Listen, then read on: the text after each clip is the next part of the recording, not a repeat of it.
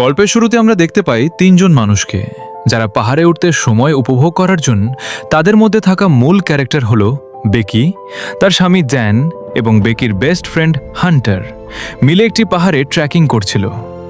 তাদের সময় কাটানোর জন্য তারা পাহাড়ে এসেছিল, কিন্তু এইখানেই যে তাদের জীবনের একটা মোড় হয়ে দাঁড়াবে তা তারা জানত না। হঠাৎই একটি দুর্ঘটনার শিকার হয়ে ড্যান ব্যালেন্স হারিয়ে নিচে পড়ে যায় এবং মারা যায়।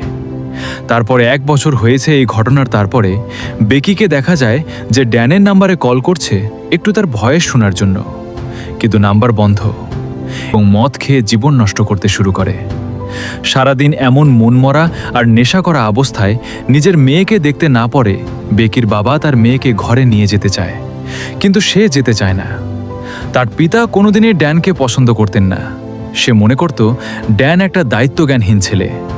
সে মনে করত যে বেকি আজকে পড়ে যেত তাহলে ড্যান এত চিন্তা করত না। বেকির জন্য এই কথাগুলো শুনে বেকির অনেক কষ্ট লাগে এবং সে সেইখান থেকে চলে যায় এবং বাড়িতে গিয়ে মন খারাপ করে এক গুচ্ছেক ঔষধ খেয়ে আত্মহত্যা করার চেষ্টা করে। সেই মুহূর্তে তার পুরনো বন্ধু হান্টার তাকে কল করে। হান্টার কিন্তু ড্যান পাহাড় থেকে পড়ে যাওয়ার সময় সেইখানে ছিল। আমরা শুরুতে দেখেছি হান্টার এসেছে বেকির সাথে দেখা করতে, কিন্তু বেকি অন্যরকম ব্যবহার করছে। হান্টারের সাথে 1 বছর পর হান্টার বেকিকে স্বাভাবিক জীবনে ফিরিয়ে আনার জন্য একটি আইডিয়া দেয়। সে আমেরিকার মরুভূমিতে অবস্থিত একটি পরিত্যক্ত এবং মরচে পড়া 2000 ফুট উঁচু টিভি টাওয়ার চড়ার প্রস্তাব দেয়, যাতে সেখানে উঠে বেকি ড্যানের চিতাভস্ম উড়িয়ে দিয়ে মনের কষ্ট হালকা করতে পারে। কিন্তু বেকি প্রথমে রাজি হয় না। সে 1 বছরের মতো এইগুলা থেকে দূরে ছিল, তাই সে খেয়ে কোনো মতে রাজি হতে চায় না। পরে হান্টারের জোরাজোরিতে এবং ড্যানের পজিটিভ মাইন্ডের কথাগুলা চিন্তা করে বেকি রাখতে চায়, যাতে বেকি তার পুরনো সময়টাকে আবার নতুন করে উপভোগ করতে পারে। একই সাথে বেকির স্বামী অর্থাৎ ড্যানের যে ছাইটা রয়েছে সেটাকে তারা সেই টাওয়ারের মাথায় উঠে হাওয়ায় ভাসিয়ে দেবে, অর্থাৎ তারা ড্যানকে তাদের নিজেদেরই কায়দায় এক টাইপের করে ট্রিবিউট দেবে।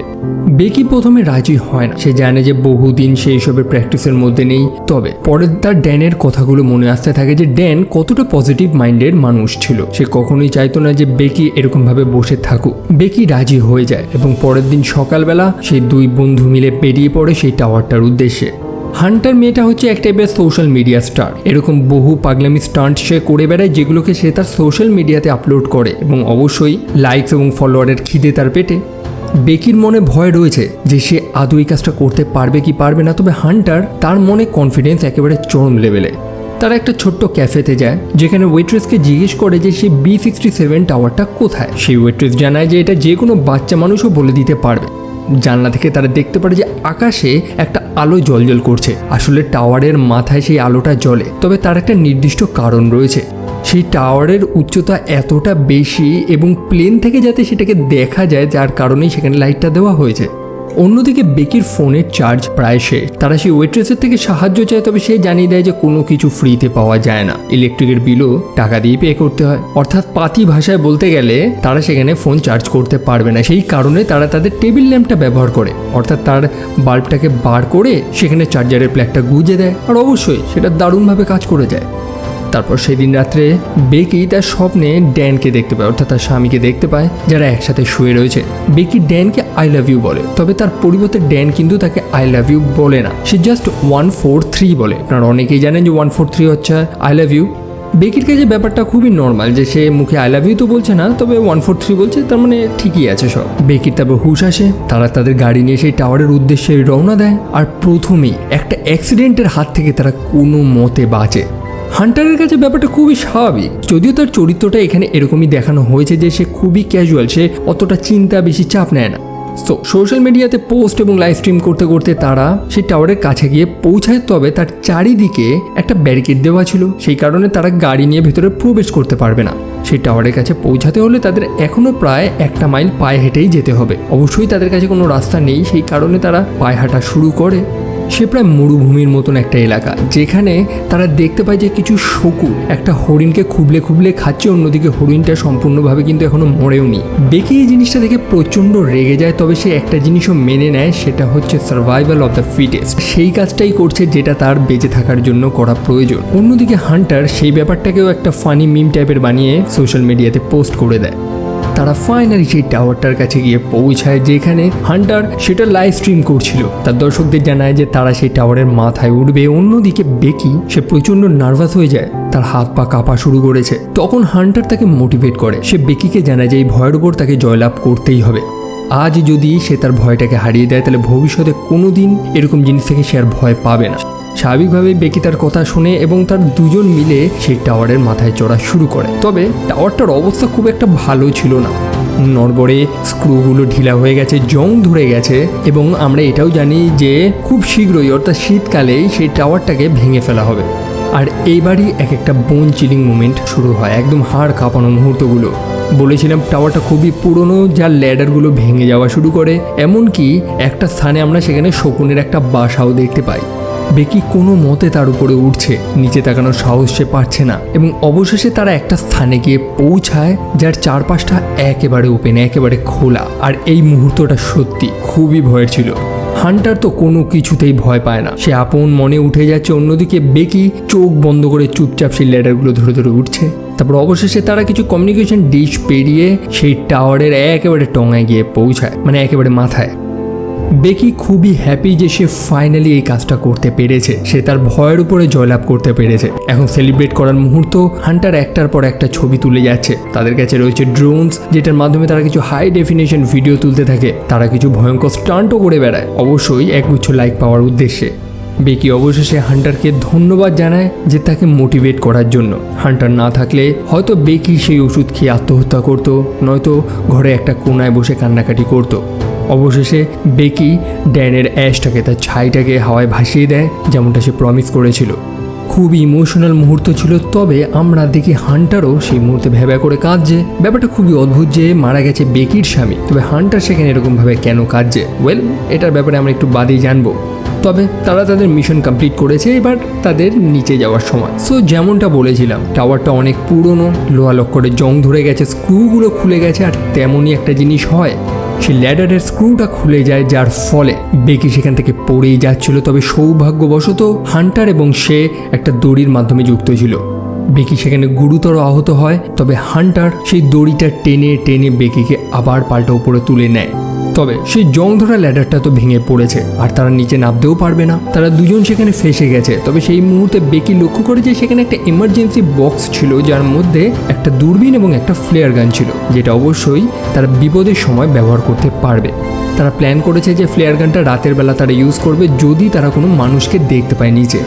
বেকি খুবই চিন্তায় পড়ে গেছে যে এখন তাদের কি হবে। তারা সেখানে ফেসে গেছে, একই সাথে তাদের যে ব্যাগটা ছিল যেটার মধ্যে জলের বোতল ছিল সেটাও নিচে একটা ডিশ অ্যান্টেনার মধ্যে আটকে রয়েছে। তবে হান্টার খুবই পজিটিভ মাইন্ডের একটা মেয়ে, সে মনে করে যে সম্ভবত কোনো মানুষ হয়তো লক্ষ্য করবে যে নিচে ওই ভাঙাচোরা ল্যাডারগুলো পড়ে রয়েছে, তারা সম্ভবত পুলিশকে ফোন করবে এবং তারা দুজন বেঁচে যাবে। সেই আশাতেই তারা বসে রয়েছে সেখানে। সময় কেটে যেতে থাকে, তাদের সেখানে অপেক্ষা করা ছাড়াও তো কোনো উপায় নেই, কারণ তাদের ফোনের সিগন্যাল নেই, তারা কাউকে ফোন করে সাহায্যও ডাকতে পারবে না। তখন হান্টার লক্ষ্য করতে পারে যে তার সোশ্যাল মিডিয়াতে গতকাল যে সেই শকুনের ছবিগুলো আপলোড করেছিল সেগুলো পোস্ট হয়ে গেছে। তার মানে সেই টাওয়ারের মাথায় সিগন্যাল নেই, তবে সম্ভবত নিচে সিগন্যাল রয়েছে। তারা সোশ্যাল মিডিয়াতে একটা সাহায্য চেয়ে পোস্ট করে এবং তাদের ফোনটাকে দড়িতে বেঁধে নিচে ঝুলিয়ে দেয়। যদি ফোনটা সিগন্যাল পেয়ে যায় তাহলে অবশ্যই সেটা পোস্ট হয়ে যাবে। তবে দুর্ভাগ্যবশত তারা কোনো সিগন্যাল খুঁজে পায় না। হান্টার তখন নানান বিপজ্জনক কাজও করে বেড়ায় সেই ফোনের সিগন্যালটা পাওয়ার জন্য, তবে সেও পায় না। আর তখন তাদের মাথায় আর একটা আইডিয়া আসে যে তারা সেই ফোনটাকে জুতোর মধ্যে ঢুকিয়ে নিচে ফেলে দেবে, কারণ সরাসরি ফোনটা নিচে ফেললে সেটা ভেঙে টুকরো টুকরো হয়ে যাবে। সেই ফোনটার প্রোটেকশনের জন্য তারা হান্টারের স্পোর্টস ব্রা ইউজ করে যাতে সেই ফোনটা না ভাঙে। অবশেষে তারা সেই জুতোটাকে নিচে ফেলে দেয় এবং লক্ষ্য করে যে নিচে একটা মানুষ তার কুকুরটাকে নিয়ে ঘুরে বেড়াচ্ছে সেখানে। তবে বেকির চোখ পড়ে হান্টারের পায়ের দিকে, তার পায়ে 143 লেখা ছিল, যেটা নিয়ে আমরা পরে ডিসকাস করব। সো নিচে সেই মানুষটা ঘুরে বেড়াচ্ছে, তবে সে খেয়ালই করে না যে উপর দিয়ে জুতো পড়েছে। বেকিও তার জুতোটা ছুঁড়ে মারে, যেটা সেই কুকুরটা তো ফলো করে, তবে সেই মানুষটা ফলো করে না। সে উপর দিকে তাকায়ও না, যার কারণে তারা সেই ফ্লেয়ার গানটাও শ্যুট করে না। তাহলে তাদের একটাই চান্স ছিল, সেটাও মিস হয়ে যাবে। তার লক্ষ্য করতে পারে দূরে একটা ভ্যানে একটা মানুষ রয়েছে যে সম্ভবত কিছু রান্না করছে, এবং হান্টার প্ল্যান করেছে যে রাতের বেলা তারা সেই ফ্লেয়ার গানটা চালাবে যাতে সেই মানুষগুলো ওখান থেকে দেখতে পায় এটা। তারপর সেদিন রাতের বেলা বেকি তার ফোনের মধ্যে তার পুরনো ভিডিওগুলো দেখছে তার বিয়ের দিন। হান্টার সেই বিয়েতেই উপস্থিত ছিল, তবে তার মুখে কোনো হাসি ছিল না। বেকির মনে সন্দেহ তৈরি হয় তখন। যাই হোক, সেই রাতের বেলা তারা সেই ফ্লেয়ার গানটাকে শ্যুট করে এবং সেই ভ্যানের মধ্যে উপস্থিত দুজন মানুষ সেটা দেখতেও পায়। বেকির ফোনের টর্চটা জ্বালিয়ে তারা নাড়াচাড়া করতে থাকে, যেটা সেই মানুষগুলো দেখতে পায় এবং সেই মেয়ে দুটো ভাবছে যে এখন হয়তো তাদের সেখান থেকে উদ্ধার করে নেওয়া হবে। তবে তাদের ভাগ্যটা এতটাই খারাপ যে সেই মানুষ দুটো ছিল চোর, যারা বেকি এবং হান্টারকে তো সেখান থেকে বাঁচায় না, বরং নিচে হান্টারের যে গাড়িটা পার্ক করা ছিল সেটাকে চুরি করে নিয়ে পালায় তারা।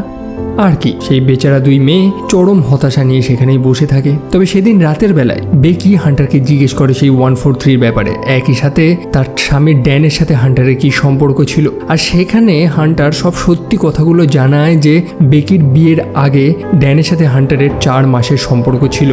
হান্টার আসলেই ড্যানকে খুব ভালোবাসত এবং ড্যানের মৃত্যুর পর হান্টার ততটাই দুঃখ পেয়েছে। একই সাথে ড্যান নামক ছেলেটাও কিন্তু হান্টারকে ভালোবাসত। তাদের মধ্যে একটা সম্পর্ক ছিল যেটা সে বেকির থেকে লুকিয়েছিল, সেই কারণেই সে কোনোদিনই বেকিকে নিজের মুখে আই লাভ ইউ বলেনি। যাই হোক, এখন প্রায় 24টা ঘন্টা কেটে গেছে, তাদের আগে সেখান থেকে বেরোতে হবে। একই সাথে তাদের ব্যাগটা সেই কমিউনিকেশন ডিশের উপরে রয়েছে, যার মধ্যে জলের বোতল রয়েছে। জল না পেলে তারা তৃষ্ণায় মারা যাবে। তখন হান্টার প্ল্যান করতে থাকে যে সে তার নিজের গায়ে দড়ি বেঁধে সে ডিশের উপরে নামবে সে ব্যাগটাকে নিয়ে আসার জন্য, যে কাজটা খুবই রিস্কি। তবে দড়ির লেন্থটা কিন্তু অত বড় ছিল না, হান্টার সঠিক স্থান অবধি তো পৌঁছাতে পারে না, তবে সে একটা রিস্ক নিয়েই নেয়। সে সেই টাওয়ারটার উপরে ঝাঁপ মারে, ব্যাগটা নেয় এবং ব্যাগটা সেই দড়ির সাথে লাগিয়ে দেয়। হান্টার দড়িটাকেও ধরে নিয়েছে, আর এখন বেকির কাজ হচ্ছে সেই দড়িটা ধরে সে টানবে যাতে হান্টার আবার উপরে উঠতে পারে। বেকি কষ্ট করে করে দড়িটা টানছে এবং হান্টার প্রায় উপরে উঠেই গেছিল। তবে সেই মুহূর্তে হান্টারের পা স্লিপ কেটে যায় এবং সে নিচে চলে যায়। বেকি মনে করতে থাকে যে হান্টার হয়তো মারা গেছে। সে একবার নিচে উকি মেরে দেখতে যায়, তবে সে লক্ষ্য করে যে না, হান্টার পড়েনি, বরং সে ব্যাগটা ধরে ঝুলেছিল। বেকি তারপর সেই দড়িটা টেনে টেনে হান্টারকে আবার উপরে আনে। তবে সেই দুর্ঘটনায় হান্টারের হাতে খুব চোট লেগেছে, তাই এখন সব কাজ বেকিকেই করতে হবে। আর এখানেই একটা ক্যাচ রয়েছে, যেটা গল্পের শেষে গিয়ে উদ্ধার হবে। সে ব্যাগের মধ্যে ছিল হান্টারের সেই ড্রোনটা। বেকি সেই ড্রোনের উপরে একটা কাগজ লাগিয়ে দেয় যেখানে সে সাহায্য চেয়েছে, এবং সেই ড্রোনটাকে উড়িয়ে সে নিকটবর্তী ক্যাফের কাছে নিয়ে যাওয়ার প্ল্যান করেছিল। তবে সেই ড্রোনের পাওয়ার খুব কম ছিল, মানে সেখানে চার্জ ছিল না, যার ফলে বেকি পাল্টা সেই ড্রোনটাকে আবার টেনে নিজের কাছে নিয়ে নেয়।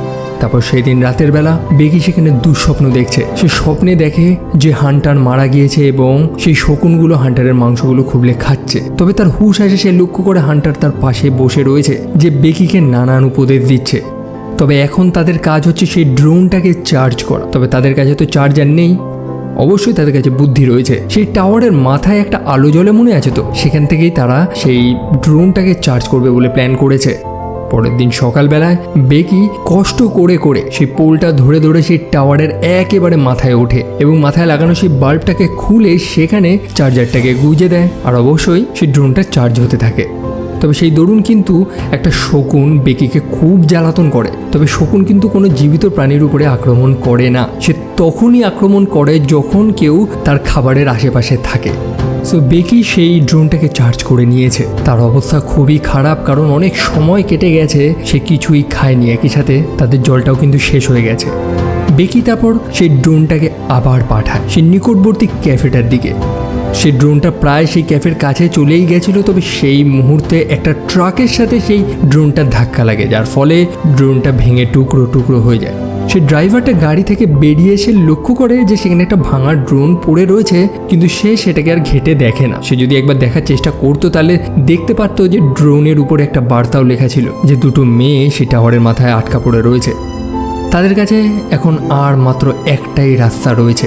বেকির ফোনটাই শুধু রয়েছে এখন, যেটা দিয়ে তারা একটা মেসেজ পাঠাবে। তবে উপরে তো সিগন্যাল নেই, অবশ্যই সেই ফোনটাকে তাদের নিচে ফেলতে হবে। বেকি হান্টারের থেকে তার জুতোটা চায়, তবে হান্টার জানায় যে এখানে তো তার জুতোটা নেই, তার জুতোটা নিচে রয়েছে। বেকি প্রথমে বুঝতে পারে না যে হান্টার কি বলার চেষ্টা করছে, তবে পরে সে রিয়েলাইজ করে যে হান্টার অনেক আগেই মারা গেছে। মনে আছে তো হান্টার যখন সেই ব্যাগটা নেওয়ার জন্য নিচে নেমেছিল তখন তার পাটা স্লিপ কাটে, তখনই হান্টার সেই কমিউনিকেশন ডিশের উপরে পড়ে। প্রচণ্ড ব্লিডিংয়ে মানে অতিরিক্ত রক্তক্ষরণে হান্টার সেখানেই মারা যায়। তবে এই জিনিসটা বেকি মেনে নিতে পারেনি, সেই কারণে সে সম্পূর্ণ সময় হান্টারকে তার নিজের পাশেই কল্পনা করেছে। আর যার কারণেই তো আমরা দেখেছি যে তারপর থেকে সব কাজ বেকি একাই করেছে, অর্থাৎ সেই টাওয়ারের মাথায় ওঠা, ড্রোন চালানো থেকে শুরু করে সব কিছু। আর যেমনটা আমি বলেছিলাম সেখানে কেনই বা শকুনটা উঠছে, কারণ সেই শকুনটা হান্টারের মৃতদেহটাই খুবলে খুবলে খাচ্ছিল। বেকি এখন সম্পূর্ণ একা এবং সে ফাইনালি রিয়েলাইজ করে যে তার পিতা তার জন্য কতটা চিন্তা করে, যেটা সে এতদিন বুঝতে পারেনি। এবং সে তার পিতার উদ্দেশ্যে একটা ভিডিও রেকর্ড করে। সেখানে প্রবল ঝড় হচ্ছিল এবং সেই ঝড়ের মধ্যেই বেকি সেই টাওয়ারের মাথায় ঘুমাচ্ছিল। পরের দিন সকালবেলা আমরা দেখি বেকি নিস্তেজ হয়ে পড়ে রয়েছে এবং সেই শকুনটা চলে আসে বেকির পাশে ক্ষতস্থানটির গন্ধ শুকে। স্বাভাবিকভাবেই শকুনটি মনে করতে থাকে বেকি হয়তো মারা গেছে, তার মাংস খাওয়ার চেষ্টা করে। আর তখনই বেকি সেই শকুনটার গলা টিপে ধরে এবং তাকে মেরে ফেলে। বেকি তখন সেই কথাটাই বলে যে সার্ভাইভাল অফ দ্য ফিটেস্ট, আপনাকে বেঁচে থাকতে হলে এটা এখন করতেই হবে আপনাকে। বেকি সেই শকুনটার মাংসটা খেয়ে নেয়, যেটা তাকে সাময়িক কিছু এনার্জি প্রদান করবে। আর তারপরেই বেকি তার ফাইনাল ট্রাইটা করে, তার শেষ চেষ্টা। সেই দড়িটার সাহায্য নিয়ে বেকি কোনো মতে সেই কমিউনিকেশন ডিশটার উপরে নামে যেখানে হান্টারের মৃতদেহটা পড়েছিল। সে হান্টারকে একবার সরি বলে নেয়, তার থেকে ক্ষমা চেয়ে নেয় এবং হান্টারের পায়ের জুতোটা নিয়ে তার মধ্যে সেই ফোনটা ঢুকিয়ে দেয়, যেটার মধ্যে সে একটা মেসেজ লিখেছে। তারপর সেই জুতোটা সে হান্টারের পেটের মধ্যে ঢুকিয়ে দেয় এবং হান্টারের সম্পূর্ণ বডিটা সে নিচে ফেলে দেয়। আর অবশ্যই এবার আর ফোনটা নিচে পড়ে ভাঙবে না। এবং বেকির পাঠানো বার্তাটাও তার পিতা অর্থাৎ জেমস পেয়ে গিয়েছে। জেমস সেই টাওয়ারের কাছে গিয়ে পৌঁছায় যেখানে একটা হেলিকপ্টার ছিল, চারিদিকে পুলিশ ছিল। জেমস লক্ষ্য করে যে নিচে একটা মৃতদেহ পড়ে রয়েছে যার পাশে পুলিশেরা রয়েছে। জেমস মনে করতে থাকে যে সেটা তার মেয়ে, তবে পিছন থেকেই বেকি তার পিতাকে ডাকে, অর্থাৎ সময় মতন তাকে উদ্ধার করে নেওয়া হয়েছে। বেকি খুবই খুশি এবং অবশেষে সে তার পিতার মর্মটাও বুঝতে পারে। আর গল্পটা এখানেই শেষ হয়। সো যেমনটা ভিডিও শুরুতেই আমি বলেছিলাম যে টান টান উত্তেজনায় পূর্ণ এই সিনেমাটা, যেটাকে আপনি রীতিমতো ফিল করতে পারবেন। চমৎকার মিউজিক, আর যার কারণেই আমি হাইলি রিকমেন্ড করেছি সিনেমাটাকে দেখার জন্য। সো এই ছিল ভিডিও অ্যান্ড আশা করি আপনাদের ভালো লেগেছে। আর যদি ভালো লেগে থাকে তো কাইন্ডলি চ্যানেলটা সাবস্ক্রাইব করতে পারেন এবং আপনাদের মূল্যবান ওপিনিয়ন্সগুলো অবশ্যই কমেন্ট সেকশনে লিখবেন। আপনি আমাকে ইনস্টাগ্রামে ফলো করতে পারেন বা আমার গেমিং চ্যানেলটা, যার লিঙ্ক ডিসক্রিপশনে রয়েছে। আর এই ভিডিও আপাতত এইটুকুই, আবার দেখা হবে পরের ভিডিওতে। Bye bye.